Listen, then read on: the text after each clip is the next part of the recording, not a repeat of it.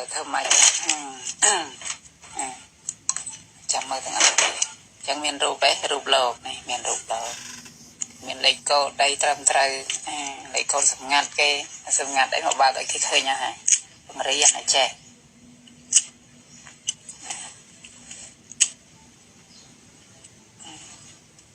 នេះលោកមិនបាច់សូត្រទៀតអីលោកទៅសេរួយហើយលោកដាស់យកទៅដុតយកទៅតែ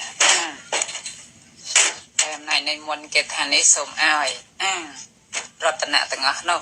កើតមានដល់ពពួកញាតិញោមទាំងឡាយតាមហេតុសំគួរតាមហេតុអញ្ចឹងអ្នកណាមានឧបនិស្ស័យដាក់ហេតុមើលទៅមានឧបនិស្ស័យអាចកើតដែរកើតនៅទីកន្លែងនេះគាត់ដាក់ហ្នឹងដាក់ហេតុទៅហ្នឹងគាត់ដាក់លោកដាក់ឲ្យតែប៉ុណ្្នឹងឯងហើយចាំលោកបញ្យល់តាមក្រោយហេតុអីបានលោកធ្វើអញ្ចឹងឥឡូវ